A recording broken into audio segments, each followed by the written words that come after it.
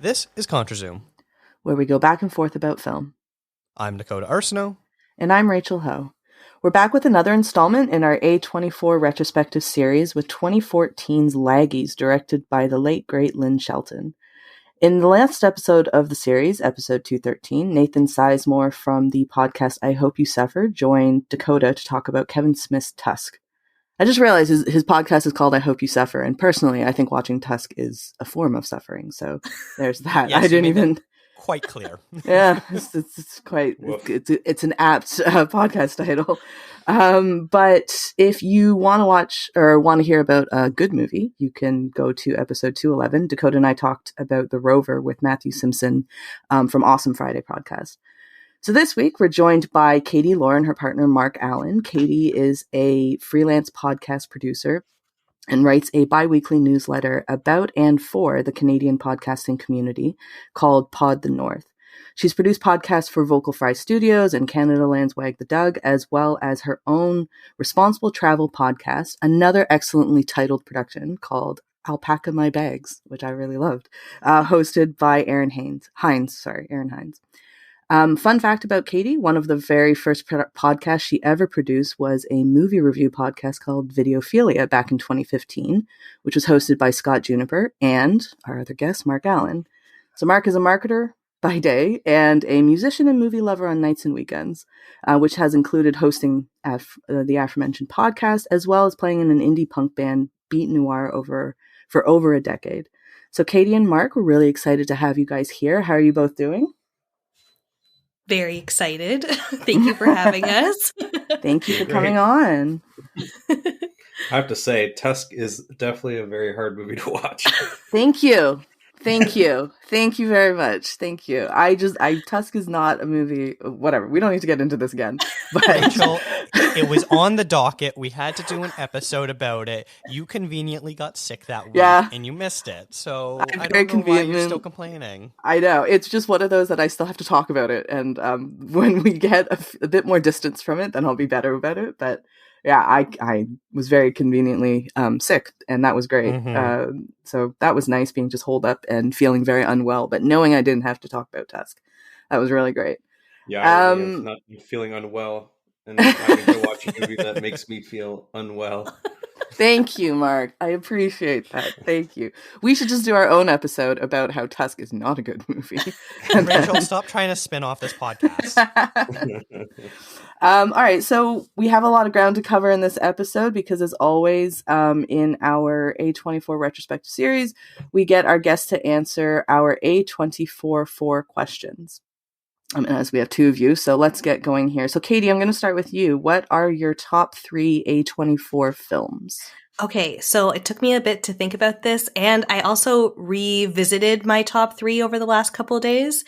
Nice. Because we watched Men, and that shifted how I think about Alex Garland. So, interesting. But basically, my top 3 in no particular order are Under the Skin, Hereditary, and Everything Everywhere All at Once. Very nice. Very, very good pick. I like that Everything Everywhere All at Once has popped up so quickly into people because it is so good. It is very, very good. Mark, how about you? What are your top 3 A24 movies? Well, I feel like we're gonna have a few of the same picks here, but I also say I'm terrible at coming up with even top 5s. I have a list of honorable mentions, but I will not go through them. I'm going to try and pick my top 3. Under the Skin is definitely one of my top 3. I really love Under the Skin, love the vibe, love everything about it. And speaking of vibe, the opposite of that, Good Time. I love Good Time, although it's not a very good time when you're watching it. Safdie brothers are good at making an intense watch, of course. And then I kind of was struggling to pick my next third one. So I'm just going to say it right now because it's fresh, but Green Knight is one I really enjoyed watching not too long ago, that its take on toxic masculinity and obviously the Arthurian tale and stuff like that. So yeah, so Under the Skin, Good Time, Green Knight are my current top 3, but again, it's impossible for me to come up with top 3. It changes daily, weekly. I can tell that you're a real movie buff. Yes. I told you. Yeah. I warned you. I think Green Knight's an interesting pick too, because that's one that I think when I first watched it, I wasn't so hot on, but as time has gone by, I am warming to it quite a bit, and I actually quite like it. It's a very, very nice movie. It lives in my brain a little bit. It simmers. Yeah, you know? Yeah, exactly. But I like that Under the Skin. I like that Under the Skin though is both a pick for both of you. That's one of my top favorites as well. I absolutely adore that movie. I had After Yang as well, but I love After Yang. Mark, you're going into your top 5 now. Be careful. I'm sorry, my honorable mentions list is slipping in. It's tough. No, it's really tough picking 3. Before I get into the next question, actually, I just realized, Dakota, I haven't said hi to you in this episode. So, hello, how are you? Oh, hi. Yeah, I'm here as well, too. My bad. I forgot. I know we're not used to recording together after being apart for so long, but it is nice to talk to you again. Yeah, thank you. I just realized, I'm like, I didn't even say hi to Dakota. Actually, Katie, you mentioned how Alex Garland, you watch Men, and your opinion shifted a bit on Mr. Garland. Do you want to elaborate on that a little bit? Yeah, Mark and I have had this conversation for the last 2 days. Every walk with our dog is just this is how I feel. Basically, I really loved Ex Machina, and I really loved Annihilation. We watched Devs, and what was the third movie that was on Men. But after watching Men, I kind of was just like, wait, who directed this again? And then, because I wasn't super pumped about just the visuals and just the women's trauma, just blatantly, just the body horror of specifically women's bodies. And then I realized that this was an ongoing theme throughout all of his major recent movies, at least. And then I was like, I just don't know if I love that a cis white man is telling stories of women's trauma. I just don't know if he's necessarily the right person for that role. And then Mark and I were talking a bit too about maybe he was talking to women while he was doing the script and directing and getting their opinions on these things. But then I was but if he had, they would be more blatant in the credits. So I don't know if he had was a qualified person to talk to these things. I don't know. I just have feelings about who he is and the stories that he's telling. I don't know if he's the right person for that role. And it reminded me of we were talking about that the Last Duel that came out. I think it was this year. The Ben Affleck Matt Damon movie. There's 3 stories that go on, and one of them is a female perspective. And they realized while writing it, they need to get a female writer to come in to write her story and make sure it's told properly. So, there's feelings about those guys and or especially Matt Damon sometimes, about how they are as people. But I think that was a credit where credit's due, because a lot of directors maybe do get, some sort of consulting or whatever with their script or the story board or whatever. But the where it lacks is there is no story credit always for a woman to share that perspective. So it's interesting. Yeah, they brought in Nicole Holofcener for The Last Duel, and that really, I think, helped shape that section of the movie, and one that I really adore too. So I think you got a good point there. Yeah, I think it's interesting you raised that about Men, and I'm like you, I loved Ex Machina. Who doesn't like Ex Machina though? It's so visually pleasing and such a fun ride. Yeah. Oscar Isaac. Yeah, we love Oscar Isaac. So yep, we do. Yeah.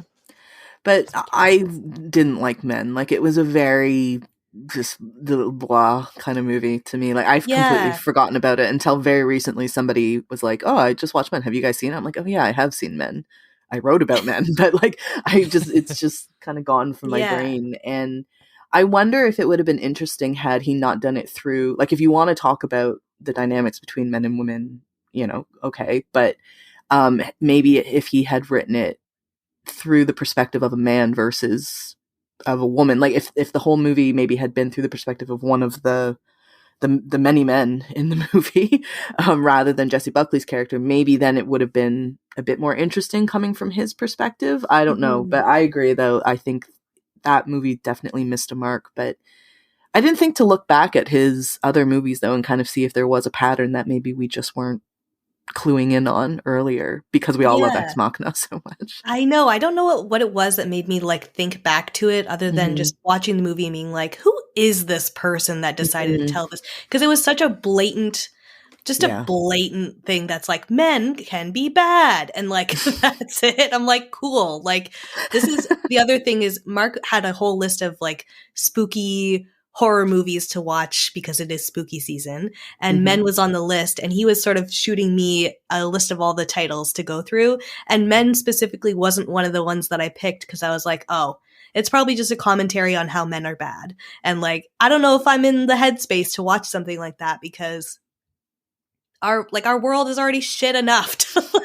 Reality is already telling me these things. So like, I don't know if I want to watch like a horror movie, or I worry that it's going to be like a blatant commentary on these things. And then there wasn't like really much substance to it. And then at the end, when it's just like awful women's body horror of men just destroying women's bodies, I'm like, I don't know if I love this. And if you look back to him as a screenwriter, it's less evident, but I haven't really audited it fully. But like you think of like 28 Days Later, those are all men's perspectives, I think, generally speaking. I don't remember Sunshine that well. The Beach was obviously Leo. But then if you think about, I think it was the Dredd movie, the Judge Dredd movie. The villain was a character that I believe was a prostitute that was mutilated, and she rose to the top of some criminal organization. So there's still a little bit of a women's trauma storytelling in there, and that was like kind of right before. And actually, there's kind of a secret rumor that he shadow directed that film, but like his unofficial first film. But Ex Machina is his official first film, so that really he's been doing the women's trauma since Ex Machina. Kind of, I guess Ex Machina is a little different. And Annihilation is maybe a bit more universal because it's more about dealing with the death of an individual, but it is a story about 3 or 4 women who are all dealing with their own separate trauma. So he does have a little bit of a theme going on with his direct movies. I'll have to go back and take a look and maybe rewatch. Oh, I don't mind rewatching Ex Machina. I can always do that. But yeah, I mean, I probably have to go take a bit of a finer comb through his stuff. I want to love those movies, but now I have a hard time. Yeah, I get what you mean. Okay, so we should have you guys on when we get to Men eventually in like 10 years. When we get there, we'll have you guys on for that. All right, so Katie, let's Mark, let's start with you now. What was your introduction to A24? Well, it's kind of funny because I didn't realize it was really introduction, but it was that Roman Coppola film. Saw that many moons ago, and mainly because I was at the time, and still am, but like a Wes Anderson fan, and kind of all the Wes Anderson universe, sort of like Roman Coppola obviously was a co-screenwriter on a lot of Wes Anderson's later stuff. And that movie had obviously the same cast of characters, Jason Schwartzman, Bill Murray, I think was in it too. And then, it's more, I would say, for the longest time, and still when you go through the A24 list, it's almost like you accidentally watch a lot of those films. And you're just like, oh, it was an A24 film. Didn't know that. Cool. And I think the reason why I accidentally land on a lot of A24 is because I loved Terrence Malick for a long time growing up. So I feel like, and he was kind of that like breakthrough director that kind of changed not a lot of, but like he was a different type of director when he kind of came about. And I think his style is a pretty big influence on what gets made under the A24 umbrella, in my opinion. So I would say, I just accidentally land on a lot of A24 films just because of my general taste.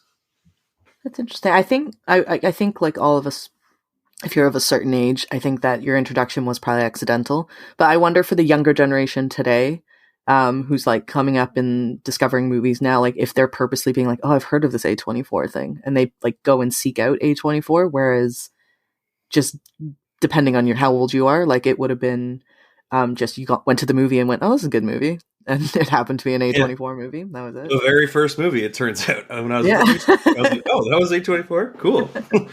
Yeah, and the one you're referencing is A Glimpse Inside the Mind of Charles Swan III, which was their A24's literally very first movie. Katie, what about you? So mine is basically the ongoing story of Mark's experience, because when Mark and I started dating in 2014, he obviously, as you can tell, is a movie buff and was showing me all these movies. And so I think Under the Skin was the first that you showed me. And I was just like, damn, this movie is so good. I love it so much. And the soundtrack was so good too. Oh, that score is just like amazing. And so it's kind of been like a ongoing experience of Mark accidentally finding A24 movies and me watching them with him. And now only until we were invited on this podcast did I realize that there were so many favorite movies of mine that were A24 movies. And so now I'm just kind of like, oh, I guess this is like a theme for me that I really like. And I want to like look out for more movies from this production. I was like, that's really cool. So yeah, Mark was my introduction. You're welcome. Thanks. Appreciate it. Actually, I think Under the Skin, not the good for them, because I think that was named like the best film of the 2010s, whatever you call that era, by IndieWire. So interestingly enough, it's a pretty highly credited film, I think. And it's I think it's undervalued. I think a lot more people should watch it. Yeah. It is one of those interesting movies that a lot of people do love it and talk very, very highly of it. But at the same time, it's almost like not enough people have seen it still. It does feel like something that is very much so within the niche of, if you're really into movies, then you know and love Under the Skin. But if you're more of a casual movie watcher, you might not know it. However, if you watch it, you will love it. So yeah, I think the other big influence on A24 films is like John Carpenter a little bit. And I think that movie has a little bit of that John Carpenter sort of, what was that movie with Kurt Russell where he's like an alien, he lands in... The Thing. Pardon me? No, not The Thing. Starman. No? Starman. Oh, Starman, yes. Starman. Yeah. It's kind of got a little bit of Starman vibes to me. Just a little bit. So yeah, I do think my influences of things I already did like are again, why I like A24 so much. But that takes very nicely into actually the next question, which is which director, dead or alive, do you think would make a good A24 movie? So, Mark, you just mentioned John Carpenter. Is that your pick, or did you have somebody else in mind? I felt like the Malicks and the Carpenters were too obvious because they were doing it before A24 existed. So I'm just going to throw two names out there. The first one is kind of the wild card, which is Bryce Dallas Howard. It kind of comes out of left field. Yes. But I feel like, and I'm a big Star Wars fan, and just judging by her episodes, and I know she's done some short films, and obviously she's got the dad who's involved in the industry. But I feel like she could really do a good character piece through A24. And these are usually smaller scale indie productions, and I think and just judging from her few episodes, she's really good at capturing like the humanity of a moment. And obviously that's kind of what A24 is best at. So that's my first pick, but I had a second pick, also Star Wars related. Again, big Star Wars fan. I've been watching Andor a lot, and for years I've been a huge fan of like Michael Clayton. I don't know if you guys have ever seen that movie, but yeah, big fans. Tony Gilroy. I would love to see him get to do an A24 film, just like a political or maybe a spy drama, small scale, doesn't need to be big budget. And where he's just able to do his thing, his character work, his writing, it's just so good. So I think he would be a good pick as well. Two very, very nice choices. I love the Bryce Dallas Howard shout out too, because I agree with you. Like those episodes she did, I think she's a tremendous director, which shouldn't be surprising. Like you said, her father is her father. So yeah, but she's a really, really great director. And every time I hear Gilroy, I always confuse Tony and Dan up. I mean, they're brothers. Yeah. So I was thinking, I'm like, he did Nightcrawler, didn't he? But no, that was his brother. Katie, what about you? Okay. Sorry. I thought Mark was going to make this pick, and now I feel like he's going to roll his eyes. So I'll let you know if he does. Good thing it's an audio podcast. You want to? So my first pick was Rian Johnson. Just because I really like the quirk of A24 movies, and I feel like he does it so well in such a especially watching Laggies, just the way that they speak in this movie is really funny to me. And I think Rian Johnson does really fun, creative choices, which I think would be kind of a cool collab. And then my other pick was Jordan Peele. Cause I don't know. I'm intrigued by this director. There's only like 3 movies of his out, but I really like his approach to tragedy. And I think a lot of A24 movies kind of have some sort of like tragedy involved in them, which I know is your next question. But so I'd be intrigued to see a movie from him. Jordan Peele stuff definitely has the A24 thing to it, doesn't it? Yeah. His like Get Out is a very, even Us actually too. They both feel very A24-y. Yes. Rian Johnson's an interesting pick. I know that some people really don't like him after his Star Wars thing. We are both huge fans of his Star Wars. Last Jedi stands. Yeah, really interesting. I've been with RJ since Brick. I love. Brick's a great movie. Brick's a really great movie. Yeah. Rian Johnson, that's interesting because now I think it's just the stereotype of him being on the Netflix bandwagon with the what's that movie called, Glass Onion. That now I think of Rian Johnson, I'm like, he's too big. He's too big for A24. He also owns his own production house now, so I don't think he's going to be hopping off that anytime soon. But Knives Out was just so fun. He just makes such fun movies. Like, I just like fun movies. Like, we don't need more awful things like Men. We just need fun movies to enjoy that have like fun commentary on things, but don't take themselves too seriously. I agree with that. Yeah, I like a doom and gloom, but it's funny I say like I think Rian Johnson's too big. Like Jordan Peele has a massive deal with Universal right now, so he's huge too. Yeah. So like it doesn't really matter. It's just kind of a weird. I don't have a hang up on Rian Johnson. I don't hate him or anything like that. Like I know some people do, but if you hated him, we'd have to just jet off of this podcast. Well, I think that one thing I've been thinking about in Last Duel is funny. It came up recently because I think there is a style or a budget of movie that doesn't really exist anymore. It's like that mid-tier budget. It's either Marvel or it's low budget. But A24 movies the budget isn't as felt. It feels like they're just made so well. And that's why I chose the Tony Gilroys, because a movie like Michael Clayton isn't made in 2022 now. It's too high of a budget. You know, it's just out of the question unless it's a Marvel movie. So that's why I think A24 is a good place for someone like a Tony Gilroy or just anyone who wants to make like that mid-tier thing at low to mid budget, because that's the only company that seems to get to make these at a high clip these days. Yeah. Yeah, it's a shame like we're kind of missing out on more mid-tier stuff. Because that's, I would say, when like growing up, if you grew up in like the 90s and the early 2000s, there were a ton of movies in that band, and probably some of the better movies that have stood the test of time, even though like the big stuff obviously is still around. But yeah, but that again leads very nicely on to the last question. So Katie, what makes an A24 movie to you? I don't know if I can articulate this in as great of a way as all of you can, but I wrote my 2 key things are tragedy and quirk. And it's like sort of a bit of a mishmash of tragedy and quirk that I find to be like the trend in A24 movies. And then obviously I find I find them very colorful too, and like visually pleasing for the most part. But yeah, that's my like not so sophisticated way of articulating that.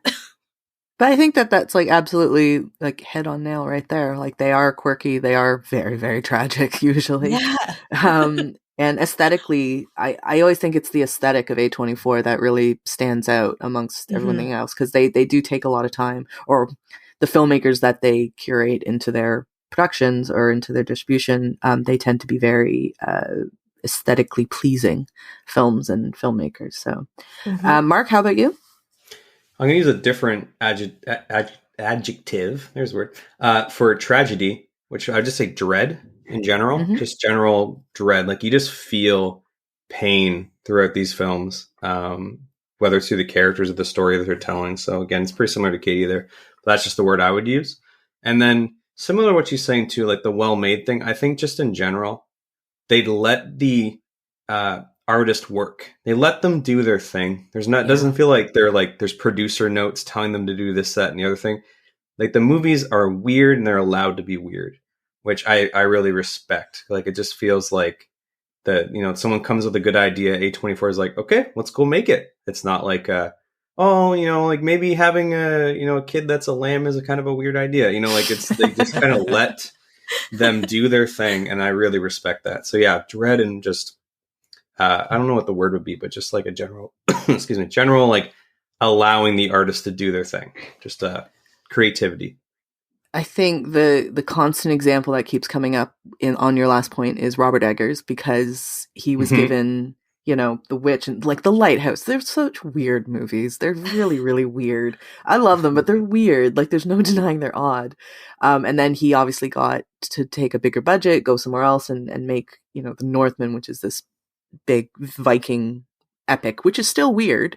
But, you know, he's been very public about saying how he didn't like all the interference that he was getting. But then of course if you're going to get that much money, that you are going to be held accountable for what you do there. So there's a bit of give and take, but he's constantly been the perfect example of why A24 is such a great house for directors who like doing weird things. 'Cause like you said, they're just allowed to do what they want. And there's nothing too weird for A24, I think.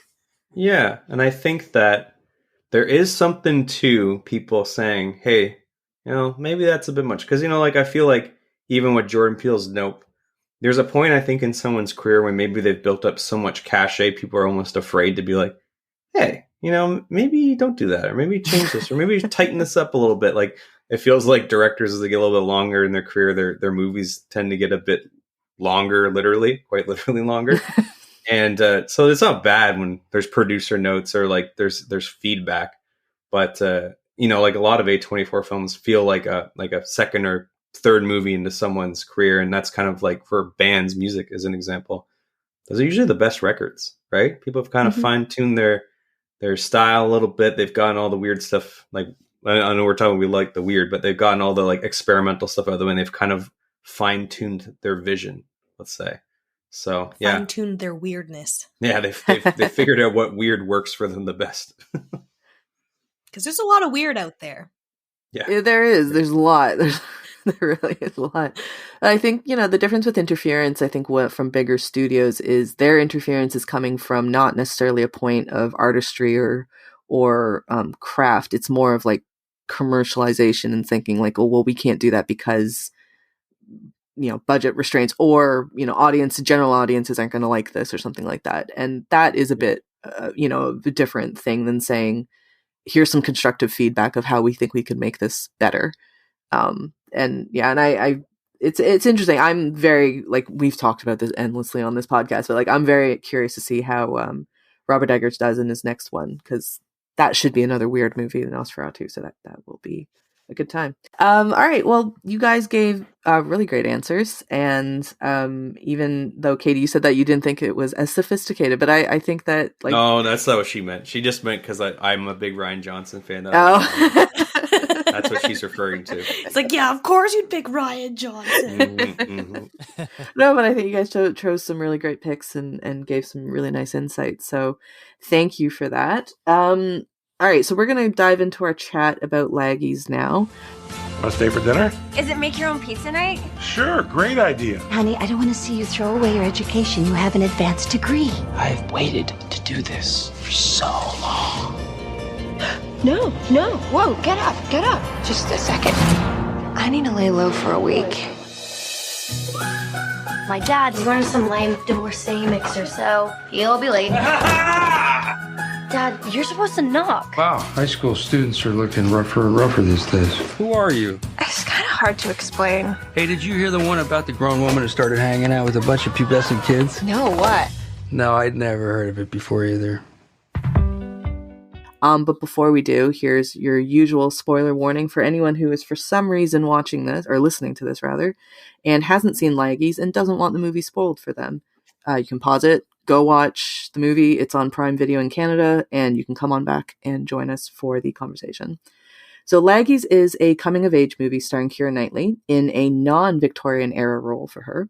It also has Chloë Grace Moretz and Sam Rockwell. The film follows Megan, who's played by Kiera Knightly, as an aimless 28-year-old unsure of how to tackle adulthood.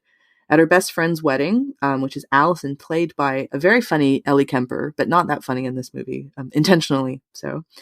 Her boyfriend proposes to her at the wedding, and at the same time, not at the same time, but in the same wedding, she also sees her father cheat on her mother. So a lot went on in that one single wedding. She runs out on the wedding and meets a high school student, Annika, who is played by Chloë Grace Moretz, and her friends outside of a grocery store. They ask her to buy some alcohol. They ask her to buy some alcohol for them, which she does. And very quickly, a friendship blossoms between Annika and Megan. Megan decides that she needs to take a week. She wants to give herself a week to get her head straight about the proposal, about what she wants to do with her life.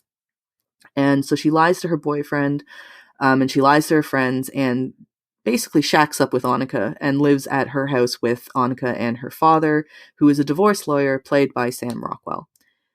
There's a lot of gaps in there that I just threw in there, but we'll get into all that later. Laggies premiered at Sundance in 2014 and followed the film festival circuit, which included a stop off at TIFF that year. And then A24 actually acquired the movie for a reported $2 million at Sundance, along with Obvious Child, which Dakota and Stephanie Pryor both discussed in another episode, in episode 205.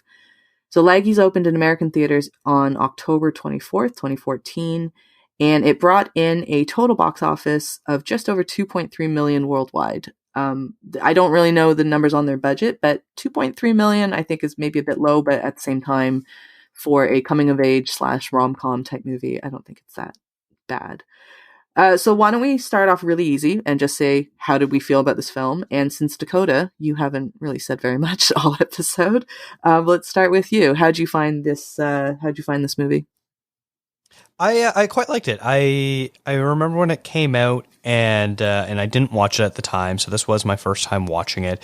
And I think now, after the unfortunate passing of Lynn Shelton, as you mentioned off the top of the show, where she sadly died in 2020 due to a very sudden illness that she came down with, I think people her work is sort of ripe for reevaluating, because she was so instrumental in what was known as the mumblecore movement. And that was these sort of low budget, not quite coming of age, but adults who are trying to figure their lives out. Sometimes funny, often pretty serious, but usually having happy endings sort of thing. I'm more familiar with her TV work than her actual film work. So I've seen like all of her episodes of Glow, and I watched Love and stuff like that. So I've seen some of her stuff. So watching this, I could definitely see her sensibilities that I've come to appreciate since then. And I thought it was quite good. You know, Kiera Knightly, I think, sort of lives in this weird realm where she's often in some pretty high budget stuff, very popular stuff. And I don't always think she's the best suited. You know, she always does the sort of period piece, which you reference. I'm sure that's going to come up a few times. And yet she sort of occupies this weird space where she sometimes is really good, sometimes seems like she's a bit miscast, and I wasn't really sure what to expect, but I thought she actually did a really great job with this performance as a sort of Arrested Development adult trying to figure out where she is in life and what she wants and whether she wants to move forward. In order to move forward, she needs to move backwards and all this sort of stuff. But I actually thought it had quite a bit of heart. And despite the fact that you were describing the plot, there's a lot of plot machinations to this movie that you're just like, oh, okay, this seems like a lot. It all logically sort of works out. Nothing seems like, hey, if I was dealing with this situation, I wouldn't act like that. Like, it seemed very logical in the way that her character was dealing with problems, and I really appreciate that. And it also didn't throw something in the viewer's face and then be like, all right, and you know what, we're never going to come back to this again. Basically, everything that they threw in her face plot-wise, they did end up actually resolving, and I really appreciated that about the movie. It's good. Katie, what did you think about the movie? I think Dakota just articulated it so perfectly. But I think overall it was an enjoyable watch for me. Like, I really liked it. I think there was a couple parts throughout the movie that I was kind of like, oh, that happened? Like, I didn't realize we were like there. Like, for example, it only occurred to me that Megan's character had was purposely taking a week off when she was already there. Like, I genuinely thought she was on her way to a seminar for I didn't clue into that for a while. There was a couple things that I just didn't clue into. But overall, it was a fun watch and I really liked it. Yeah, I don't really have much more to say about that other than just the little nuances throughout the movie. Mark, how about you? Well, again, Dakota elegantly put a nice intro there, but I will say, I'm sorry, everyone. Oh, it's okay. We should have put you last. We should have put everyone else. Yeah. Well, it's like an essay. Sometimes you put your first argument first, right? Okay. But Lynn Shelton, obviously, rest in peace. My first introduction to her was actually Hump Day. So I've been mumblecoring for a while. Mm-hmm. I would say. I don't even know. Do we even use that term anymore? I know the people who make mumblecore from films actually hated it.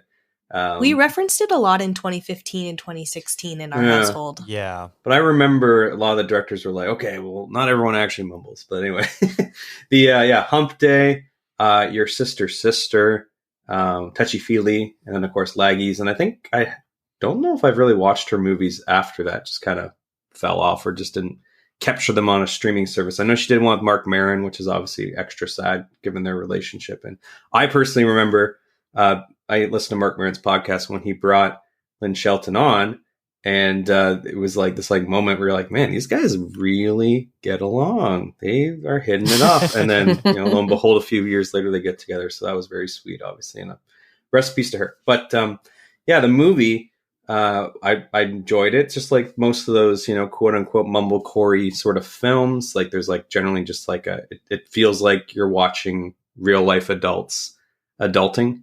Nothing is as simple as growing up is not as simple as just growing up. Everyone takes their own journey. So I did it like that. Kiera Knightly, I thought was cast well. I'm not really into period pieces that she's typically been in before, so I can't really comment on the miscasting stuff. I'm just not into those movies in general. You didn't like Pirates of the Caribbean, Mark? No. What? Not a fan. And then that's Pride and Prejudice, and this stuff like that doesn't draw me in. But I did think she was good. Accent was hidden. Sam Rockwell, huge fan of him as well. So if we're talking about, regardless of the movie, if I'm choosing, I forget his name, I know his name's Mark as well, or Sam Rockwell, always going Sam Rockwell. But the story I thought was nice. And again, it feels like you're watching real people make real people decisions that don't always make sense. But as long as it's sold well and you believe the characters are making decisions good for them, it works. And I think the movie successfully did that. That's what I meant to say. I think, Dakota, you touched on something really interesting of the plot having so many different things. It does sound like a lot when you're when I was trying to write out what's the plot summary here. There's so many different aspects that you can talk about, and I glossed over quite a few.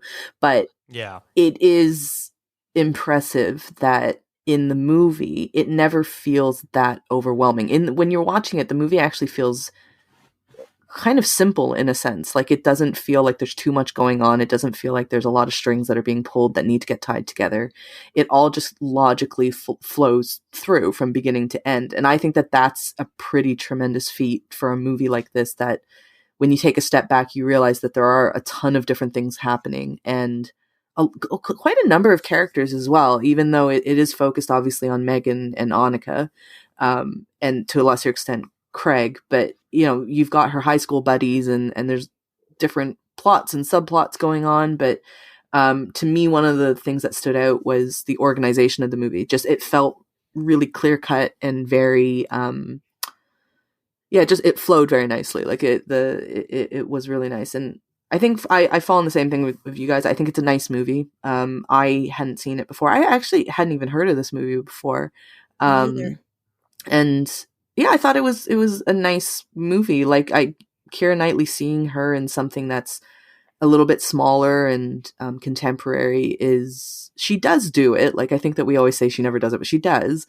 But it's just, it is odd because I think she's just much more well known, obviously, for her bigger films. But actually, Mark, one thing I wanted to talk about was I wanted to see if anybody here was a huge fan of Lynn Shelton's previous work, and you mentioned Hump Day, Sister, Your Sister's Sister, Touchy Feely. And I actually haven't watched those movies, but I gathered that one of the aspects of those films is there's a lot of improvisation going on, or at least to an extent there's the dialogue is improvised. But in Laggies, this is her first movie that she directed that wasn't actually written by her. It was written by Andrea Siegel. And so I was looking at a few reviews from back in 2014, and a lot of people commented that this was her first movie that it didn't have that improvised feel. It didn't. It felt more structured in that sense. And did you get that feel in comparing Laggies to her previous work? Definitely. And I noticed that while watching it. I was thinking, it was in the back of my head the entire time, like, does this feel like this was an improvised conversation? And no, it felt a lot more scripted. And I think, just like you guys are mentioning, there's a lot of stuff going on. There's a lot of stuff going on. You might want to make sure you got a good solid script you're shooting with. A lot of her other movies were a bit more lower concept. Like Hump Day is just like two guys who decide, hey, what if we just two best friends just decide to have sex? And like a lot of the movie is just them in their hotel room deciding should they do it or not. Your Sister's Sister is just like a guy whose brother dies, and his brother's former ex-girlfriend, his good friend, says, go to my cottage and just relax. And he shows up there, and same girl from Touchy Feely, it's Rosemary DeWitt, is there, and hijinks ensue a little bit. But again, simple, like 2 sets, that's it. And Touchy Feely was a bit more closer to Laggies, but again, it feels a bit more naturalistic, and same actors who are just good at doing that sort of improvisational sort of style. And that's kind of where the mumblecore comes from, is a lot of people say that, like, people naturally mumble. So like humans aren't super well scripted, right? So when we speak, we're a bit more off the cuff, and we make mistakes. We say words incorrectly and stuff like that. So yeah, Touchy Feely did not give me that vibe, but it's not like that was a detriment to the film at all. I think the style of... Oh, do you mean Laggies? Oh, Laggies, sorry. Laggies, yeah. Laggies, I didn't feel like it hurt it, because it still has that sort of same style of Lynn Shelton's other films, which it does feel like you're watching real humans talking to each other and reacting and being like real humans. Which is such a difficult thing to achieve in films, isn't it? Just like that they're actually just naturally hanging about. And the fact that it's scripted is, or more tightly scripted, obviously, than her previous movies, that definitely says something to probably Andrea Siegel's work too, as well, like just her writing. Dakota, were you familiar with Shelton's other films? No, I haven't seen any of her previous ones. I obviously know about them, but I hadn't seen any of them. Just her her later TV work, which she seemed to do mostly after Laggies. Right. And Katie, how about you? I feel like... No, I wasn't familiar with them either. Yeah, same. Yeah, well, it's a good thing you're here, Mark. Yeah. Yeah, because I found that interesting to see like how that would compare to her older movies, because improvised to scripted is quite a leap, and so it's good to hear that it wasn't detrimental in any way. Do you think that, not to say it improved it, but like, do you think that was a side of Lynn Shelton's directing that maybe she was stronger at? Like, is she stronger at one or the other, or are they just different?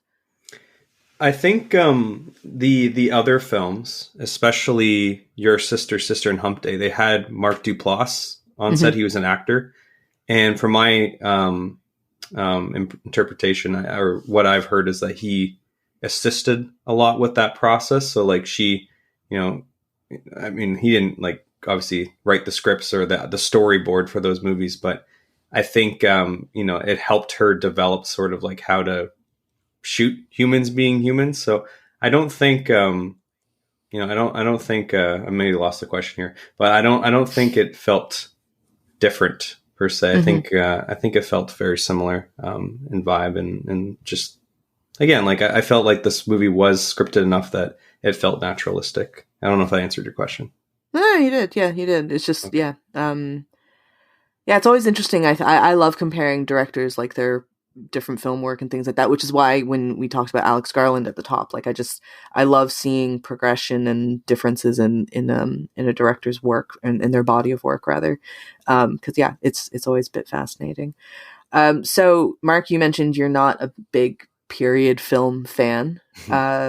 However, Dakota, loves them. He's such a huge fan of them. He's such a big fan. He just can't get enough of them. So Dakota, Kiera Knightly, it's like almost a boring conversation now at this point, but she is very, very well known for doing a very particular type of work. And also I find her personally, she just looks very British to me. She has a very, very British way of her face, her sensibility. Everything about her is so completely British. So when she plays American, it throws me a little bit, even though she's perfectly fine at it. But like, it just takes me a second to like 20 minutes to get into okay, she's American now, Kiera Knightly. It threw me too. It was like an uncanny valley kind of thing. Yes. It's so odd. But Dakota, how did Kiera work for you in this movie, but generally speaking, when she does do contemporary roles and American roles as well? And also, she's kind of a mess in this movie, which we don't typically associate with Kiera Knightly. Like Kiera Knightly's she's a proper English lady. Like she's not a mess. Yeah, she usually plays very put together characters, strong will, knows what she wants, goes after it, quite literally, fights for things. I thought she worked for me. She does a lot of romantic dramas and stuff like that, which isn't my usual go-to choice in movies. So I have a lot of blind spots for her. Like I've never seen Pride and Prejudice. I've never seen Love Actually. Oh, wow. A huge blind spot for me is Atonement, which I know I need to get to. So I do have some pretty significant Kiera Knightly blind spots. That said, I find usually when I'm watching her movies, other than her role in the Pirates of the Caribbean series, she's more bland than bad. I wouldn't call her a bad actor by any stretch of the imagination, but just sort of just like is there. Says a lot. Like I think of something like The Imitation Game, which is a movie that has a lot of flaws in my opinion. But she's not very exciting in a lot of her movies. But this, I thought she was quite good. And honestly, I found myself more often than not, really like I know you're supposed to root for your lead characters, but I feel like the way this movie is structured is this is a woman who is running away from responsibility and reverting back to being a child. And that's how she's coping with not being able to handle the stresses and pressures of adult life until she's finally able to get a grip of her life. When in reality, the way that this movie plays out is her friends are pretty terrible. Her husband her fiance, her partner is pretty wishy-washy and not all there. Her parents are babying her and not really being as supportive as they should be.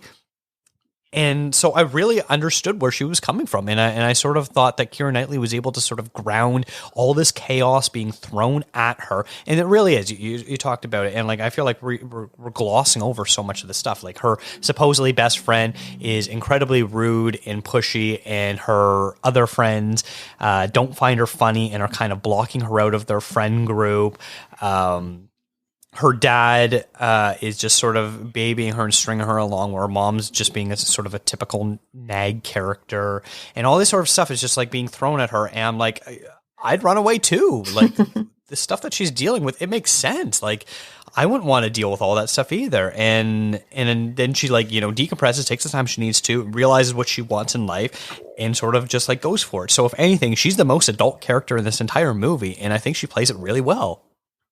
Very interesting perspective. I want to get more into like the actual movie bits, but before we do it, Katie, do you have any thoughts on Kiera Knightly in this movie? You said I think you and I are on the same level here about like an uncanny valley situation with her. Yeah, we're pretty much on the same page, where it just threw me off for the first bit. Like I watched the trailer before we watched the actual movie, and I think I was thrown off by the trailer the most. I don't know. It's just, I expected that proper English lady accent to come out of her.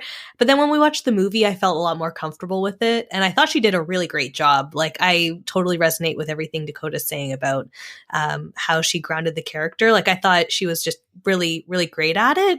And I think she did a great job at making the character both likable and like unlikable in a way, like almost like she's your flaky friend that you just love so much, but they just keep bailing on all your plans. You're like, oh, like her again kind of thing. So I think she did a really great job.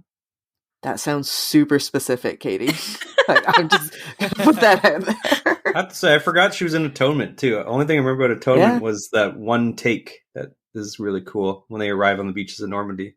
I forgot she was in that movie. Whoa, okay. She's also in a Star Wars movie, Mark, too. Yeah, she plays the decoy. Twin, the decoy. The decoy.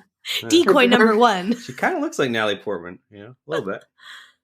I always find it funny. I'm actually a big Kiera Knightly fan. I do really, really like her. And so I've seen like a number of her interviews. And for as much as all the work that she's done, she says like the one thing that people still come up to her talk about is Star Wars. Is that, nothing role for her because she was very young at the time and it was just some like very cool opportunity for her, but she like doesn't really do anything. No. But yet it's the one that she will constantly always get asked about, and fans will always come up to her and talk to her about. So that's because they're Star Wars fans. They just won't let anything go.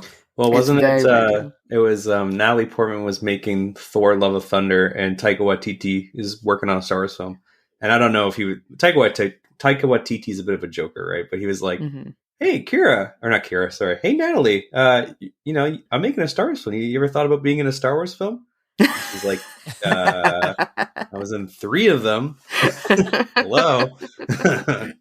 So I thought those two should do another movie together, like properly, like just because I think they would actually be really great together. I think I'm becoming a Natalie Portman fan, like a lot over time. Yeah, let's make this the Natalie Portman podcast right now. Yeah, I don't. I'm very lukewarm to Natalie Portman. I think I definitely like her a little bit, but I like her. Like I think she's very talented. She's very good, but she's never one that I'm like, oh, Natalie Portman's in a new movie. I gotta go check that out. Like I've never really had that with her. Yeah, she's fine. Like she's obviously very good. Like she's very, very good at what she does. I don't know why. She just never really clicked with me. But that's something that makes me.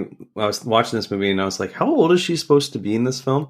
Because Natalie Portman definitely feels like someone who's like maybe 30s to 40s years old. Yeah. And then she's like, Kiera Knightley's like, I'm in my 20s. I'm like, is she lying or is this true? Yeah, she I didn't know if she was lying either. She seems like she's in her 30s, but that doesn't even matter that much. Obviously, it's a movie, so it's okay. I, while watching the movie, looked up how old Kiera Knightly is and how old Sam Rockwell is. I did do that check because I was just like, how old is she supposed to be in this? Because it did feel off. And then they actually have a pretty big age gap between the two of them. Yeah. For sure. Yeah, which I don't know if I really thought that they did. Like looking at them, yeah, she does look younger, but not as younger as I thought she was. Does that make sense? Yeah. Well, she was a teen in Phantom Menace. That was 99. And Charlie's Angels was when? Probably 98, 99 as well? Kiera Knightly was in Charlie's Angels? She was in Charlie's Angels? Sam Rockwell. Oh. Sam Rockwell was. I had the same thought, Katie. You guys are getting Wait, hold on. into my brain where it goes in many different directions. But Sam Rockwell's like an adult in that film, so anyway. Right. That makes sense. Yeah, I didn't have the Charlie's Angels reference just sitting there ready to go. Who isn't always thinking about Mick G movies? But returning to your point, Dakota, about, the character of Megan, and like her friends are really horrible to her. Her friends are fairly terrible. And her parents, I find that it was a very funny dynamic. Like the dad is just very played by Jeff Garlin, who I adore, and he's just like, it's fine, like whatever, like, hey sweetie, how you doing? And her mom's like, you need to go do something with your life. But it leads me to this idea of, we've seen so many coming of age movies, and especially under A24 actually, and I think recently we've been getting a lot of coming of age films. It's just like it feels like an onslaught of them. I know that this is 8 years old now, but do you guys find that this movie adds something a bit different? And like, what does it add, I suppose, to that genre of the coming of age, not trope, but the coming of age category of film? And does it add anything different for you guys? Does it, or is it just kind of all in the same and just maybe a little bit of a different take on it? But do you guys think is there anything value add to this movie, to the genre? We'll go with Mark. I would say that to the genre of coming age, I would say that it's kind of like what's good about it, and maybe this is a mumblecore thing too, but the idea that it's not all a neat package, like it's not like Kiera Knightly was destined to be with Sam Rockwell and he's like a knight in shining armor. He's just some like divorce lawyer and stuff that she just seems to get along better with. And like, I think that, that's real life. So coming of age, often has to have some like real, real turnaround where they get what they want and they get what they need. But it's not like she necessarily gets what she wants or needs. She just makes a choice that's better for herself at that moment. Like, who knows? Her and Sam Rockwell may not work out for even 2 months, but at the moment, that seems like a better choice. So I just think it's just a more, for coming in age films, it just feels like more of a natural sort of real life example of that, perhaps. Katie, how about you? Yeah, I have sort of the same idea where I think I consider coming of age films sort of films that reflect the journey of getting to a specific like point in your life, like a specific stereotypical point in your life, like getting through teenagehood, getting through like your early 20s, getting through like going up to marriage, like that kind of like specific stereotypical points in your life. And what I like about this movie is that it kind of bounces her experience off of those stereotypical points that her friends are showing and her family are showing. And it kind of just allows her to just be a human and just do whatever the hell she wants. Like, it's funny that the idea of her becoming friends with Chloë Grace Moretz's character, like a teenager, is really funny to me because it's sort of something that accidentally happened to me earlier this year. I started a pottery class, and there was one like 16-year-old girl in this class who was like super, super anxious about being there and being the only kid there. So I befriended her because I felt bad for her. And she was just like the sweetest, funniest person. And she was just telling me about all of her like teenage life stuff that made me sort of think about my own teenage life stuff, and how also she was a huge fan of My Chemical Romance. And I was like, oh my God, like that's what everybody was a fan of when I was in high school. Like, it's just so funny. Like, and it was such a hilarious kind of friendship to have at the time, because I was just like, it's just so funny just bouncing your 30-year-old life off of like a 16-year-old's perception of the world. Like, I totally related to that, and I thought it was so odd for me at the time to just like have this friend that I saw at pottery class every week. But then when I saw this movie, I was like, oh, it is weird. Like, it is weird and it happens, I guess. And like, it's just the way life is. Like, and it doesn't make me like not an adult anymore. Like, there's just weird shit that happens in your life, and like Mark and I are on a weird trajectory through stereotypical life too. Like, we bought a house and got a dog before like getting married or anything, and we don't really care. We're just like being together. Like, maybe we'll get married eventually, but like we don't really worry about that because we just like our life. So I just like that she's I like the idea of floating through life and just taking things as they come and kind of making sporadic decisions, because I think that's also something that's like lacking in a lot of our lives now. Is that like lagging? Is that like I think we should things move fast. Like we were saying, like things just move so fast in life now too, and I think there's a lot of room for us to kind of embrace the lag in our life a little bit and just enjoy what comes at us. And Katie's going to start going to house parties and piercing teenagers' ears. Yeah, exactly. That's our next thing. Now that school's back in session, you're going to go find the high school parties. Soon for taking the bail. I don't know. Don't take the bail. Don't take it. When you've had a few drinks yourself. Yeah. I love that though. I think you're right. Like, there's a great message in this movie of just kind of, adulthood doesn't need to be as complicated sometimes as we make it out to seem, and it doesn't have to be as dramatic. It or can just structured. It can just or structured. That's a good word for it. Yeah. We can just kind of, or we should do more of just go about and do the things that make you happy and kind of take things as they come. Because I'm someone who planned my life out very, very strictly. It never works out the way that you plan it. No. So, why kind of stress yourself out, and why bother doing that? But Dakota, how about you? How do you find this movie falls within the coming of age genre?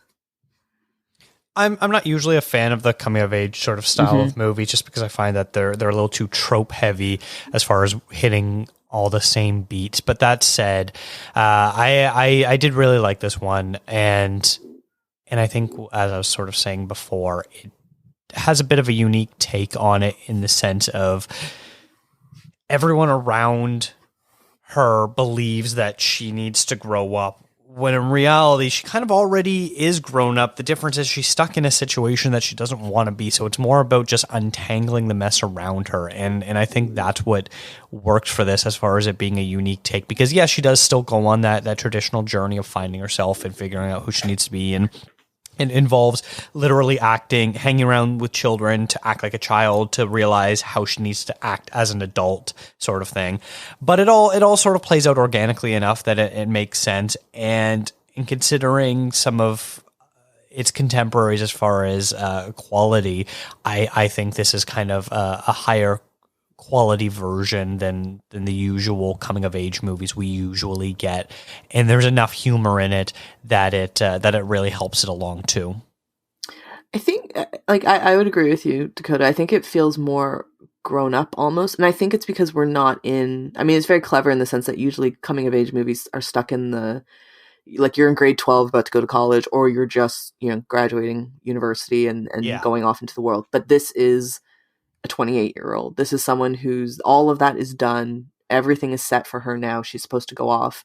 So it's in a bit of a different time period, which is why movies like Cha-Cha Real Smooth, which came out earlier this year, it's like, I think that's why those movies are, they feel just that little bit different, but you need the younger person in it. So in Cha-Cha Real Smooth, you have,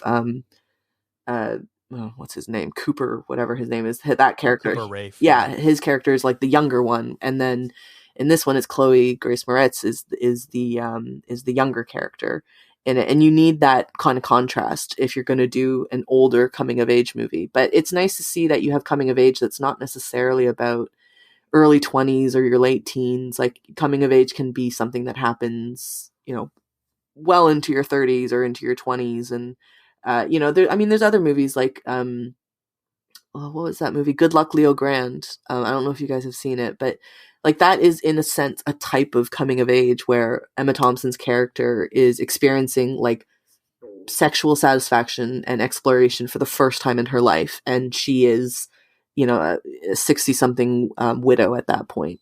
And so I love that, I don't mind the coming of age genre. I think sometimes it can get a bit muddled, but I do like that there's different takes on it now in different decades, that kind of just pushes on the point that nobody's ever the finished article. Like, we continue on in life and you keep growing, keep changing.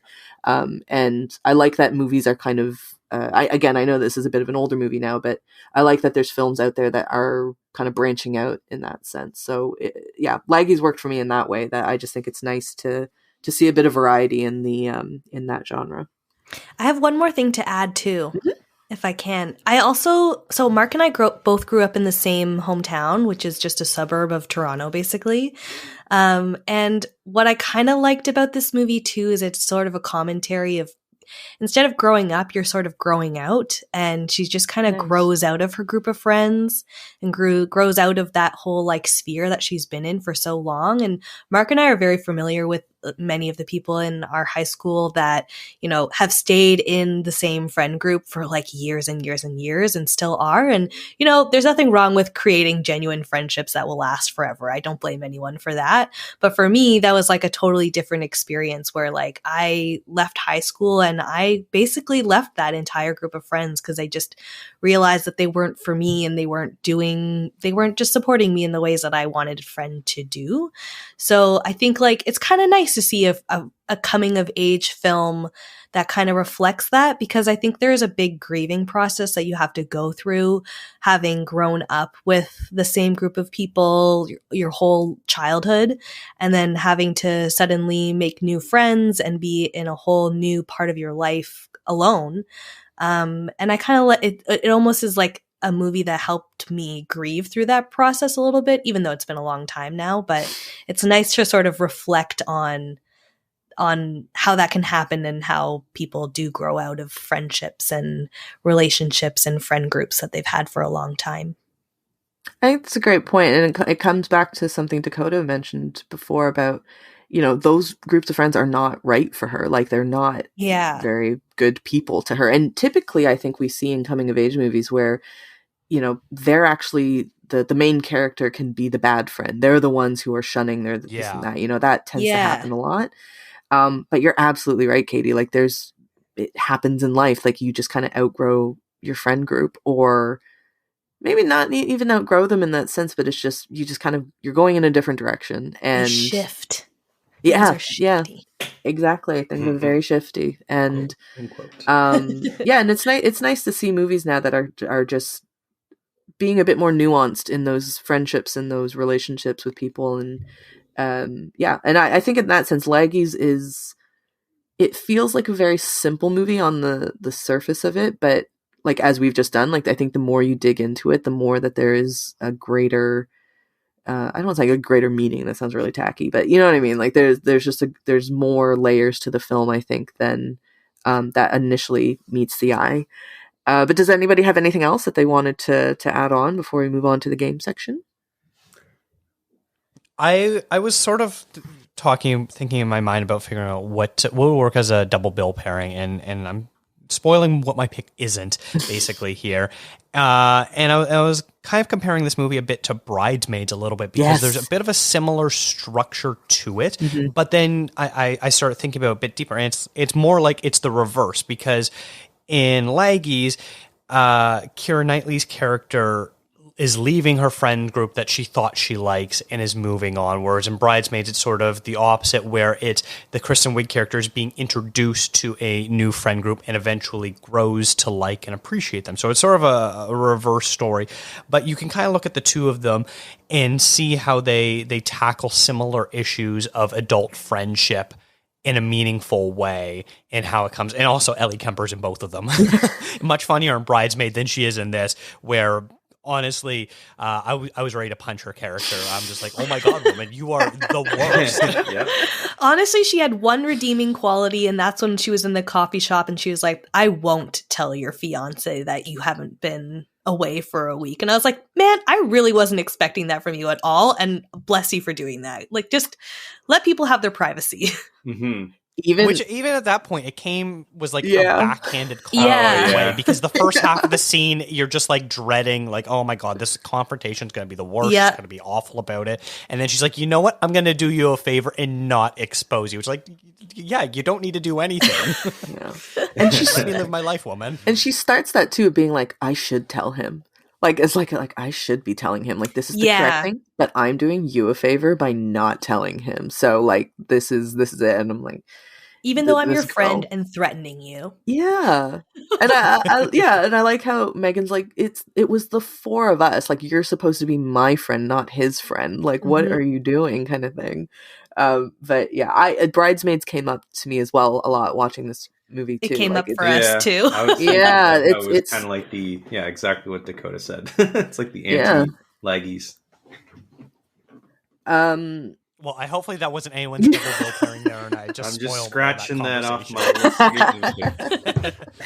Mark, it's okay. You've got like a dozen more. Anyway. Yeah, I got my honorable mentions. Don't worry. Well, you know what? This leads us really nicely on then to game time, which is let's talk about what our double feature picks, or double billing picks, whatever you want to call it. Dakota, you said you thought about that, but what did you end up going with? Sure, yeah. It's always weird seeing Kiera Knightly in a non-period piece, as we've discussed frequently on this show. You just expect her to wake up and her going out outfit is going to be a corset and a hoop dress. That's basically what we all imagine Kiera Knightly to look like every day. She's best known for stuff like the Pirates movies, Atonement, The Imitation Game, as we've discussed. So my double bill pairing is another modern set film of hers, because we just don't think of it this way. And it's going to be Seeking a Friend for the End of the World, which was another comedy romance movie where Kiera Knightly and Steve Carell bond while they are traveling together as an asteroid is about to destroy Earth. So obviously that is a very different situation. But there's also a love triangle in that movie, and it's there's quite a few adults that act like children. Interesting. I haven't seen that movie.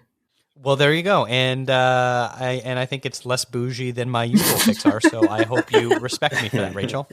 Yeah, it's not from like the 1950s or something like that. Hey, I could have if I thought about this for longer. Katie, how about you? What was your pick for the double feature? I just went with the first one that kind of popped into my head, and my double feature pick was Booksmart, because it's a coming of age movie, but it kind of follows the teenage side of it a little bit more, but also teenagers who are sort of desperately seeking to be adults in some capacity and getting there in a very messy way. So yeah, and it's a really funny movie. So yeah, that's my pick. And it also stars Caitlin Dean. Exactly. I was going to say. Who we didn't even mention. Yeah, she was funny. Who plays Chloë Grace Moretz's best friend in this movie. Yes. Who has seemingly been playing a teenager for like 15 years, like a high school student. Yeah. Yeah, odd, eh? Weird. She was in Ticket to Paradise, which I just watched last week, and she plays like a grown-up who's about to get married. Well, a young getting married though. Like she's young. Okay, yeah. She plays it's Julia Roberts and George Clooney's daughter. Imagine being their daughter. Interesting. I know, what a dynamic duo. What a set of parents to have. Mark, what was your pick? Well, Booksmart's a good one. I like the idea of just like, because I think a plot line in that is they're splitting apart post high school too. So it's kind of like again, like things don't stay the same forever. My choice was, since you guys especially haven't seen any of her other films, but I was going to say Your Sister Sister. Like I said, that follow-up album, always the best. This is her second film. At least I think it's her second film, but it's the second one I can think of. And I think that what it is similar to this, where you have kind of a conventional tale where things are messy and they happen more natural, and the resolve is a resolve that you think makes sense, where it's just like humans acting like humans in the end. And you got Mark Duplass back when he was doing his acting thing, and he's still acting obviously, but he was doing a lot more then. Yeah, Emily Blunt, Rosemary DeWitt, and it's just like the three of them who are all amazing actors in their own rights, just kind of going against each other and dealing with a kind of dramatic situation and awkward scenario, very awkward. Yeah, I would just recommend you guys give that one a gander too. I think it also takes place in Seattle. I don't know if all our films are in Seattle, but maybe was this movie in Seattle? I did see it. The was, Space Needle. yeah. Yes, it was. Oh. Yeah. So I think she might be maybe she's a native Seattle person, but that would be my recommendation. Your Sister Sister. Nice. I really need to look at some of her other films. Like I did enjoy Laggies, so I'm curious. Like Hump Day sounds like a really interesting. When you just Hump Day is good. I go, that's interesting. It's a very interesting plot, and Duplass again, and I would even throw that one on there if you can, just because it's that's really where she exploded, I think. In Mark with the triple bill, classic. Yeah. Oh, I have another one. The one that I went with was, I was trying to find a coming of age tale to go with it, but on the male side of things, like on like a male side. So I actually thought about like 40-Year-Old Virgin was something that came to mind. Because I thought it kind of coming of age, and he's older, obviously, and very messy. Yeah, very messy. But the one that I ended up going with, and kind of in a sense of they don't have the same tone at all, but they, for me, kind of live in a similar plane, is Hook. And it's just, I think most people do, if you saw it when you were young, most people I think have a quite like a nice affection towards that movie. But it was just this idea of, a man or a boy, you just don't want to grow up. This idea of, you being a kid, you think it's better. You think you want to stay a kid forever, and that's a nicer life. But eventually I think we all come to the realization that adulthood's not terrible. It's just like messy, I think is the best word that Katie's been saying. Yeah. So yeah, my pick is Hook, just because I think it's a nice little, another side of probably a very similar coin for me. All right, so let's move to the Would You Rather. I'm gonna start with Katie. Okay, I feel like mine is a bit like just obvious, but it's the only thing I could think of. These are tough. Dakota and I struggle with these quite a bit, and we end up sometimes, I think mine's fairly obvious too, so don't worry. Mine is like, how awkward can we get? So, would you rather be proposed to at your friend's wedding or have to break up with somebody at an airport? Ooh. Oh. Also, in my notes watching this movie, I only had two.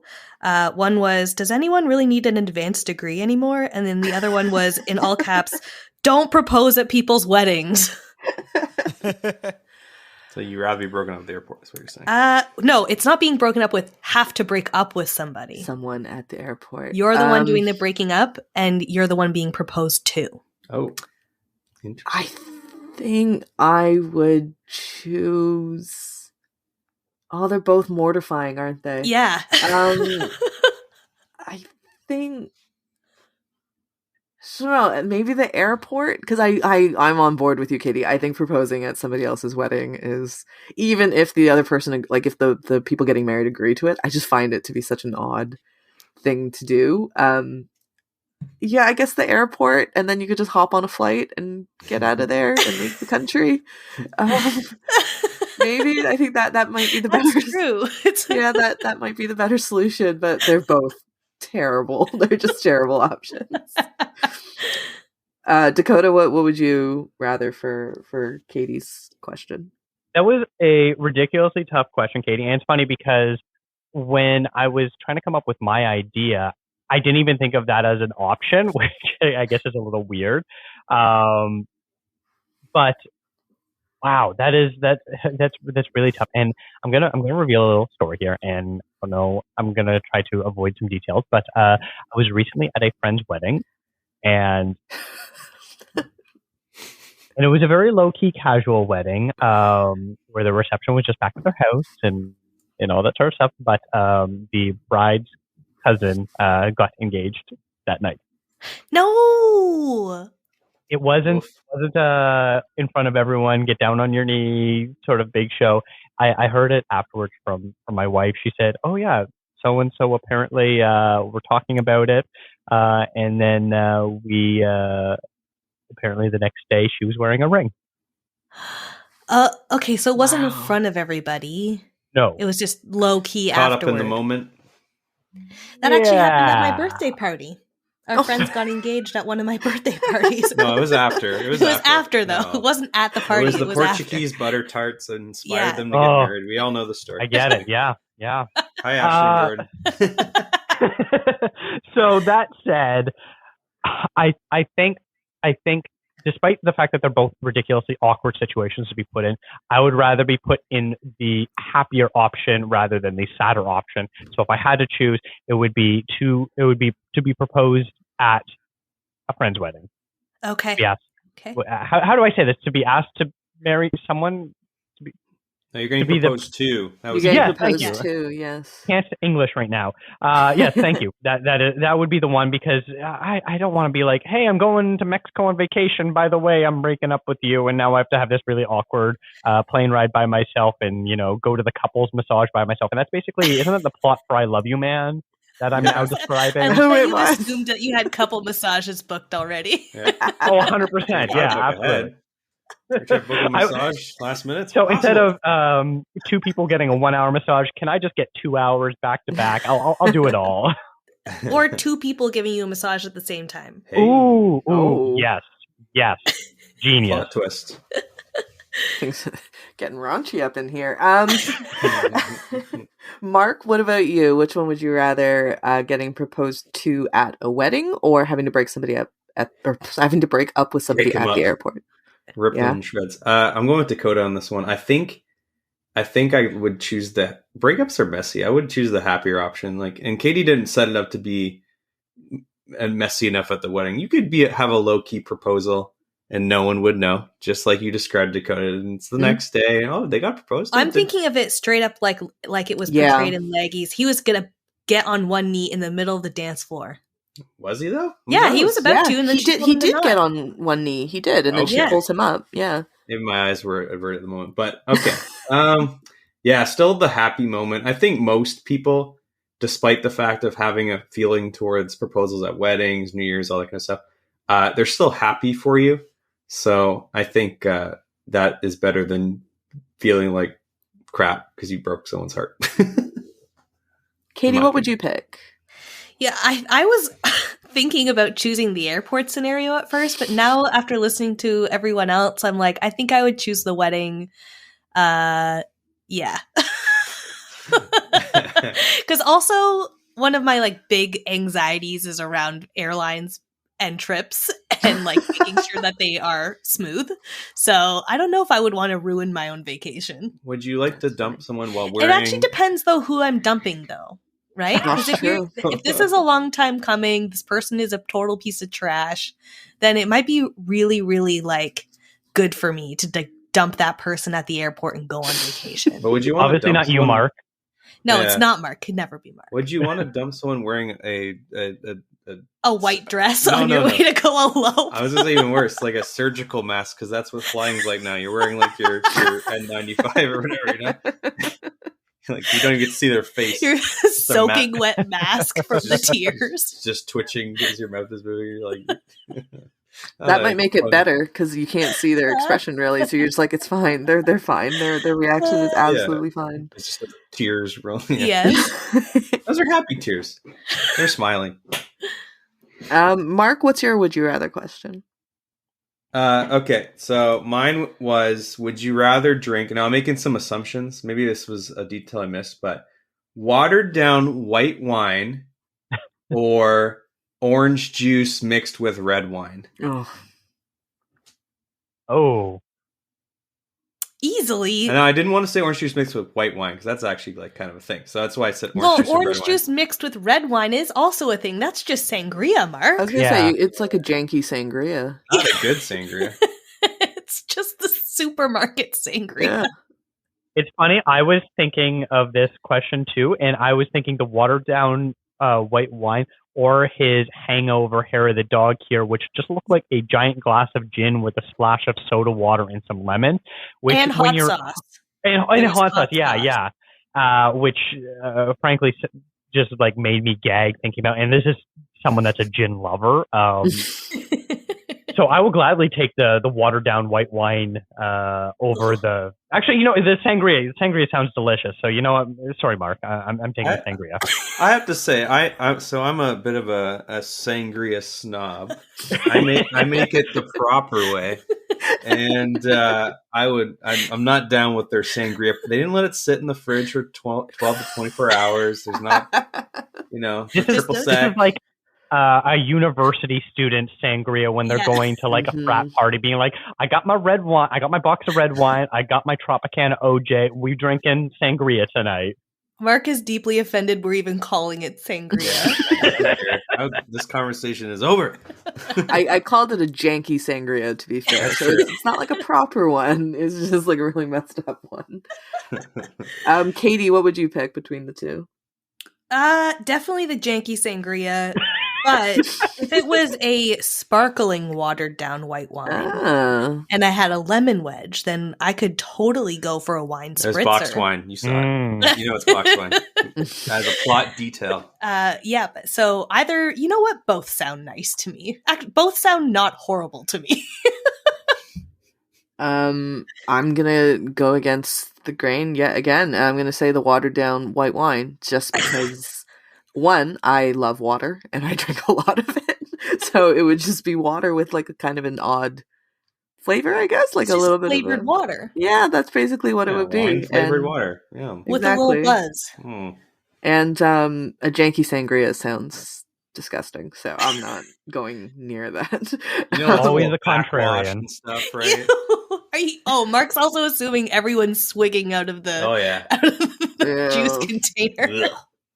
The jankiest kind of version of that would be you have a tub, you've got your jug of orange juice, and then you have a bottle of wine in the other hand, and you're just like mixing it in your mouth. Like that would be the jankiest of janky sangrias. That's what like restaurant sangria generally feels like. It feels like they just threw it together in the back and brought it out to you 2 seconds. And you're like, what is this?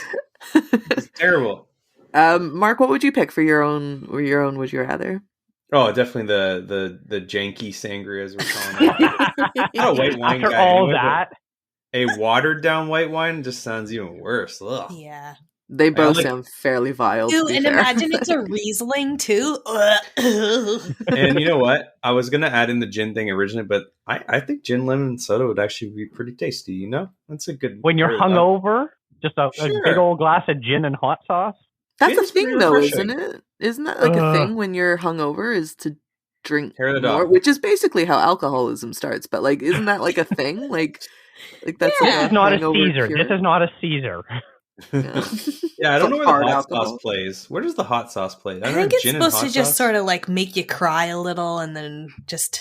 Is that what you all No. just need a little cry in the morning? Yeah. Cry out some of the booze from the night before. If the gin doesn't burn going down, the hot sauce will. Exactly. There you go. Dakota, what's your would you rather? Okay, my would you rather is, I guess much more simpler than these. Would you rather party in a completely empty bar or party with people much younger than you doing childish activities? Gosh. I was really trying to think of one for the empty bar. I'm so glad you brought that up. Party in your pajamas at an empty bar? Is Oh that the my other god, detail? easily a house party. Easily. Usually, Mark, how about you?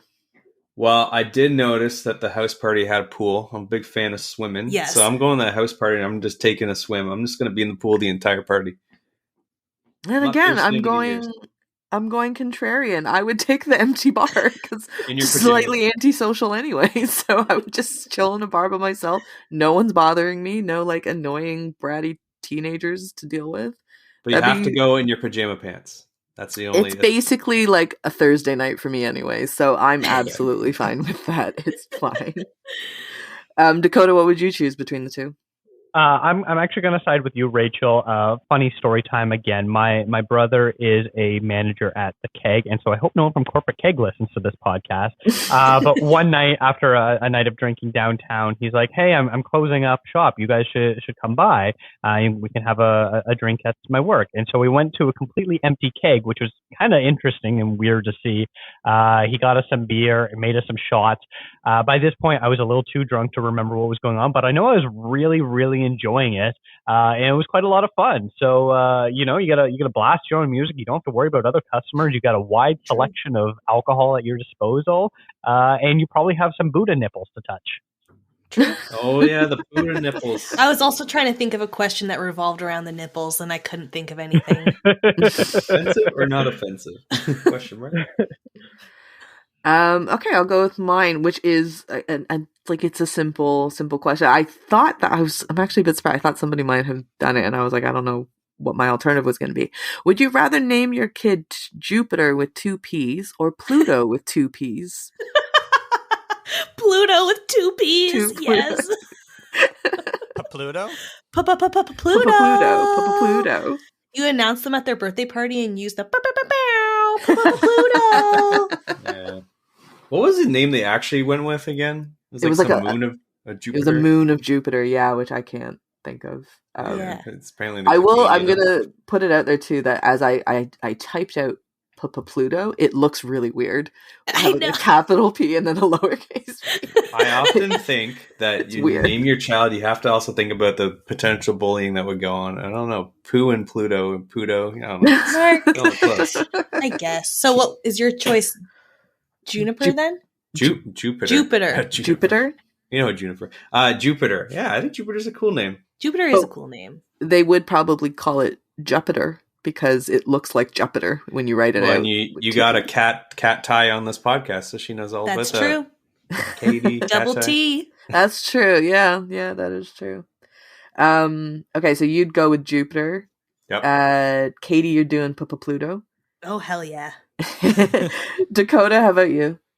So look, I'd go with Jupiter too because Pluto is stupid. Sorry, there, Katie. But in the trivia section of Laggies, it says the new baby getting saddled with a special name is initially going to be named Jupiter with 2 P's. The parents may not know, but in ancient Rome, it was originally spelled that way, or Iupiter, spelled with an I, not a J at the beginning, before Jupiter with 1 P became the standard. Additionally, never is it made clear what sex the baby is, but in theory, Jupiter should be a boy's name, and the last minute change to Callisto, explained by someone else's using the name first, could also be in due part to Callisto being a girl's name. I would have put Jupiter as a girl's name. Like, I thought girl. I probably would too. Yeah. I probably would would go both ways on it. Yeah, as someone named Dakota, I feel like I'm an expert to talk on the subject. Unisex name, for sure. We'll find out in the sequel. Always choose unisex name no matter what, though. I think both of those names are very unisex. I agree. Because Callista is more like we think a woman's name, but Callisto. Callista Flockhart? Callisto, yeah. Callisto sounds a bit more masculine to me, if anything. But we need more... It's a name, who cares? More names with O's at the end. Yes.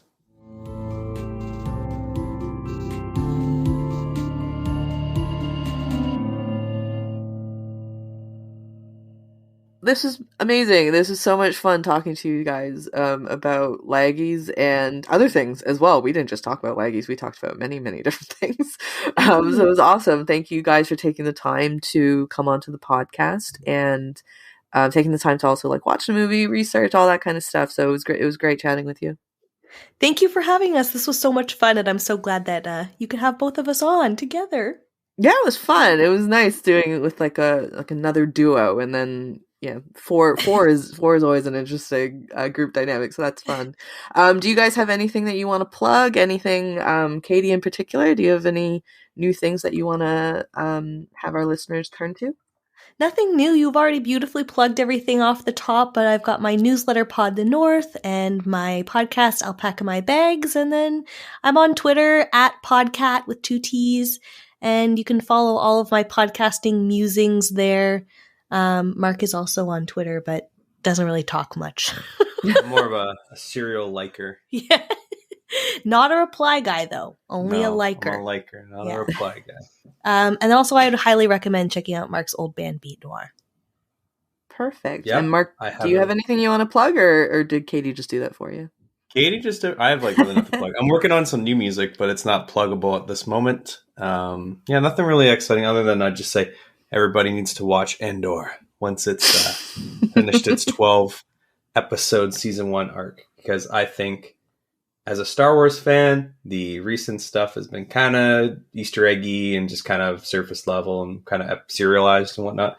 This feels like Star Wars HBO, which is what we always wanted. So I think it's really deep and interesting and cool, and adds a new flavor and wrinkle to a movie that I thought was kind of thin, which was Rogue One. So anyway, so much to say. Everyone should watch Andor once it finishes its 12 episode arc. It's not my project, but I will plug it anyway because I think it's good. Oh, and finally, you can follow our dog Joey on Instagram at touch_m_all_Joey. Touch 'em all Joey. It's a joke. Yeah, it's cute. Blue Jays reference. I love that. That's amazing. Yeah, so I'm sure Dakota will put all of your info into the show notes, as he so diligently does. And Dakota, do you want to see the episode out? Yeah. First, Rachel, what about you? Right. Do you have any new and very huge news about the Asian cut that you want to promote there? What am I promoting? Didn't you just interview someone? That right. Sorry. Is there something I missed? So on the Asian Cut, which is a new website that myself and 2 colleagues launched, we just posted up an interview that I did with Park Chan-wook, who has a new film out, Decision to Leave. So you can go check out that interview, and again, I'm sure Dakota will very kindly link that for me as well. Thank you, Dakota, for being my ever supportive publicist. You're welcome. I do a much better job at this than you do. I know. I forget. So yes, please check that out because it's really cool and I'm super jealous. Callum and I are actually talking with each other right now about how we're both very jealous of you. Guys, please. I'm just but a woman, please. I'm human just like you. In Alex Garland's eyes. Oh, tying it all back. But you can follow this show on Instagram, Twitter, and Facebook at contrazoompod.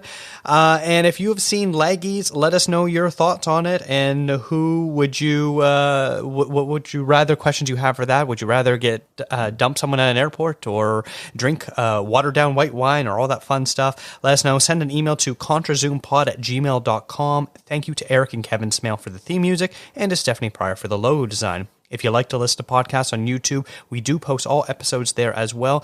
And if you really like the show, consider giving us a tip on coffee. Thank you for checking us out.